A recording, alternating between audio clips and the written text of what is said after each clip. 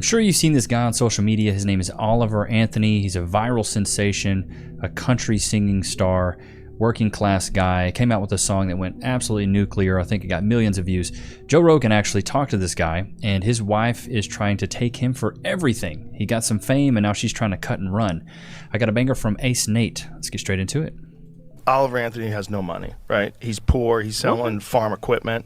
He puts his song on YouTube. He's a fucking superstar, right? He doesn't know what to do. He freaks out. He asks me for advice. I call him on the phone. We have a conversation for like a fucking hour where I go, don't sign anything with anybody. And he's like, they're telling me I have to strike while the iron's hot. I go, bullshit. They're trying to steal money from you. I go, you're independent. You're already there. You already made it. I know if you wrote that song. Yeah. I'm like, if you wrote that song, you could write a dozen of those fucking songs. You don't need anybody. He's like, they're offering me $7 million. I go, no. They're offering to steal money from you for the rest of your life. That's what they're doing. Yes, 1,000%. It's good that Joe Rogan gave him that advice, because a lot of artists, new artists especially, when they get some newfound fame, they get into what is called a 360 deal. Have any of you guys heard of this? Put a 1 in the chat if you have. From my understanding, I could be wrong, but basically they give you a ton of money up front, but they own everything. They own all the publishing rights. They own all the records you've cut. They own everything. Really, the only way you make money is if you were touring and putting butts in seats. These 360 deals, tons of rappers, tons of artists are in them. I think Michael Jackson even talked about it. He's like, I own nothing. Sony owns everything. And that's the point. They want to give you a lot of money up front so you feel like you're rich, you feel like you're glamorous, you feel like you've made it. But then on the back end, you own nothing. You don't own any of your masters. You don't own anything. So therefore, you just have to rely on touring. And touring is very... it's grueling. Being on the road constantly, not being around your family, that stuff would suck, man. I go, you don't need them. You have talent. So cut to, he starts making millions of dollars, doing arenas. The wife divorces him. She wants everything. She wants everything. Whoa. She wants more than half. She wants all the money that he's going to be making in the future because she was with him when he was broke. So she. Oh my God, that's wild. It's fucking crazy. He's just tortured. What a an idiot. Wants to die. And he writes this song. Really? Yeah. Well, he just wrote the... Yo. What's crazy, though, is this goes completely against the advice I've always given. Find a woman who's a villager, you build the kingdom, right? And then you get to reap the rewards. This is like a slap in the face to that. Because that's what I did. I was a villager. I met Cass when she was a villager. We built the kingdom together, and now I'm a king. She's a queen in her own right. And now we get to reap the benefits of all of our spoils. Oliver Anthony, it looks like he did that, but he got the success so quick that she saw it as a get-out strategy. So he was like, oh, great. He basically hit the lottery. Now I can take all this money and then the future money. It's like, it just showcases a lot of the crazy greed that a lot of modern women have. It's wild to me. This is actually nuts. Just ethered his wife. Oh my God! That was Nas to Jay-Z. What a diss track, bro! That's the craziest diss track of all time. It's coming out so funny. Every divorced dude on earth is gonna be just fucking. The judge says 50-50, but the math don't seem right to a scorned woman. Woo-wee. I don't know about you, but I'm very tired of hearing this excuse that if a woman was with a man when he wasn't making much money, she automatically deserves a huge chunk when he finally makes it, and then yeah, bro, no way, absolutely not, bro. No, you don't deserve it. You don't deserve it at all. The universe owes you nothing. The universe does not owe you understanding, and you don't really deserve anything from this. But Oliver Anthony's getting played like a fiddle, poor guy. I feel bad for him because he's just a simple guy, and it looks like he got married for love, and then as soon as he got some clout, as soon as he got some money, she wanted to cut and run. This is why you got to be so careful, man. This is just pure proof that even though you're with a woman when you are poor or when you haven't made it, if you haven't really done the digging and the talking and the learning about each other and, even the hypotheticals, if you haven't done this talking, you really can get blindsided. And come at me with pitchforks and torches for this one, I already know. But the bottom line is I clocked Zach Bryan way before anybody else believed that there was something wrong with that gentleman. So I'll tell you right now, I will reserve judgment on Oliver Anthony until I hear the wife's side of the story. I want the wife's side of the story because Oliver Anthony can write all the songs in the world, but that's one side of the story. I want the wife's side of the story because scornful woman, I want to hear from the scornful woman because I have a feeling there's more to it than just a song and a little bit of money. A little bit of money, baby girl. We talking about millions of dollars. A little bit of cash. Just, can you bless me with something? I don't know. y'all are gonna crucify me, but there's just something a little bit about that guy. Listen. About that? He's a regular, everyday, blue-collar guy. What's wrong with him? What's so about him? Have you seen Oliver Anthony, bro? He's like a normal dude. I like Richmond, north of Richmond, as much as anybody else. It is a blue-collar anthem. Probably always will be. But there's something off about this. I want the wife's story. She's probably, the thing is, the wife is probably never going to come out with her story because she knows she's an idiot. You stupid. You had a chance to get with this guy when he wasn't nothing. Now you can get his loyalty, but now you want to cut and run. Greed. That's what it is. Nothing but greed. Chat, put a 1 in the chat if you agree. This woman is just completely greedy. She's seeing him as an exit strategy, and it seems like she was with him on bad faith from the jump. She maybe saw some potential. This is where a lot of women get with men based on their potential and not who they are at that time. A lot of women do this.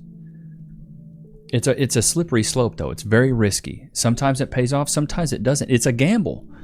And gambles don't always insinuate a W. You don't always win when you go on the slot machines and do that max bet. I need a max win. You don't always win those. If anybody that's gambled, you know what I'm talking about. You go on there, you max bet, and you lose it all. Sometimes it happens. And sometimes relationships are like that. You got to bet on somebody, but you got to do the work. So many people get in relationships and they don't do the work. They don't talk through things. They don't get to the bottom of their feelings. Maybe they just work all the time, and it becomes like a routine. You almost become a roommate to the person that you fell in love with. Chat, have you seen this? Have you seen this happen? People get together and they become just like roommates. They go to work. They get home. Hey, let's eat something. Okay, I'm hungry. Are you hungry? Okay, great. There's really no spark anymore. There's no excitement because they haven't done the digging and talking. There's a lot of card games out there you can get on Amazon. A lot of card games you can go through and actually really get to know your partner. Cass and I did that. We went through countless amounts of things. Talked about trauma, talked about the past, talked about what we expect from the future, talked about how we feel now, talked about our emotional triggers. Oh, when you say this, I feel this way. When you do this, I feel this way. When I say this, this is what I mean versus what you're insinuating. And most of the time, it always boils down to just bad communication or poor communication. Same thing with friends. You know why people get in fights? In my opinion, in chat, put a 1 in the chat if you agree. The reason people get in fights and get mad at each other is because they're miscommunicating. Unless you're just outright being disrespectful, which it can happen. We be shooting some shots out here. But for the most part, it's just a miscommunication. Somebody said something, you didn't understand it correctly, and then you got mad. That's all it is. You got to communicate. You got to talk through this stuff. You got to make sure that you're hearing exactly what the other side wants you to hear. Because if you don't, you're going to get upset. You know what I'm talking about, Lokes? You have to have clear expectations for what you mean and what they hear. Typically, women listen more emotionally than men do. Men listen a little bit more logically. In my opinion, most times, men have to really watch what they say. They can't just say really what it is. You know how you talk to the boys? They're giving you an issue, you can flat out say it. With a woman, you got to soften the blow. You can't be as direct. Because if you are, they're going to get booty hurt. They're going to get their feelings hurt. They're going to feel like you got it out for them. You really got to soften the blow. Whereas men, we have to be empathetic. Where women, they don't have to be. They can just be a man. They can just be as raw as they want. It's like, in a world that's like that, I really don't think you ladies want to be men. Because we're very blunt with each other. Sometimes I'm so blunt you could smoke me. It's a horrible joke. Ain't that right, Loki? I've fallen at work and been injured. Oh, wait. I should call my lawyer. I'm John Morgan of Morgan & Morgan. Hey, John Morgan of Morgan & Morgan. It's Levi Nichs of YouTube. Can I get some cash, please? Morgan & Morgan & Morgan & Morgan & Morgan & Morgan & Morgan & Morgan & Morgan & Morgan. Did you know that your injury could be worth millions of dollars? Morgan & Morgan is the largest injury law firm in America, and they've recovered over $20 billion for their clients. $20 billion? That's a lot of cash. The insurance companies tried to lowball me, but Morgan & Morgan was able to take my pain and suffering and turn it into cold, hard cash. It's almost a good thing I was injured. But wait. How much is Morgan & Morgan gonna cost me? You never owe them legal fees unless they're successful. So it's completely free unless you win? Yeah. Hiring a lawyer, that sounds like really difficult. It's actually super easy. You can just go to their website and in a couple clicks, you can find out if you have a case. And you can literally do it from your smartphone. And remember, there is only one Morgan & Morgan. Wait, but it's two names though. How is it? Give me the script. Oh, both their last names. Okay, I get it. Okay, roll it. You can start your claim today by going to forthepeople.com/Levi, found in the description below. So if you're injured, you can trust Morgan & Morgan. Y'all know what time it is. Can we get some freeze in the chat, poor flavor? Loki. Free? He's tired, bro. Loki, free? Get your jerky, dude. Making you work for it today, brother man. There you go. Ooh, a little fart jump there, huh? I see you, big dog. Y'all like that little, what do y'all think about the Levi Nichs rug on there? And also, he be slobbering and licking that thing, so I'm like, bro, this at least gives me a buffer. I had to go wash it this weekend because he had licked it to death. Let's hop into the Discord and see what you guys have. This episode came out on Jubilee recently. It's actually pretty good. Me and Cass watched some of it. My second claim is that no career will give women as much joy and fulfillment as raising children. Cass and I 100% agreed on this one. Think, and I'm not trying to be insulting whatsoever, I feel as though most people would identify that claim as pretty extreme and pretty like... Chad, is that extreme? Thinking that children would give you more fulfillment than a job? What? Children are extreme? Well, no, that women would get more happiness inherently from raising kids than having a job or deciding what they want to do with their lives.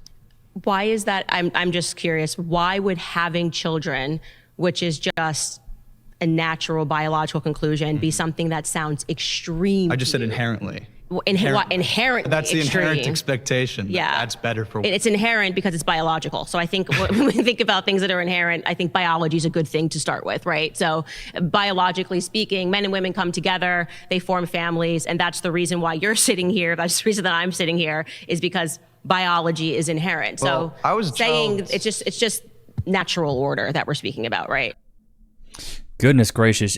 Dude, I just imagined how brainwashed you gotta be to think that having kids is extreme. You know what's extreme to me? Working a BS job that you hate for 30 years to retire to buy things to impress people you don't like. That's crazy to me. But so many women do it. So many freaking women do it. I don't understand it, bro. Why does this controller keep disconnecting? Yo, we just destroyed at a yard sale right down the street. You can't tell people that we get this stuff from yard sales. What's wrong with you? I mean, GameStop. We got this at GameStop. Put that somewhere, Max. You're right. Can't tell them. What are you doing? I'm trying to test this expensive Xbox, but the controller keeps disconnecting. Oh, I hate these. You playing Halo on a Halo? Bro, those Xboxes bring back. Oh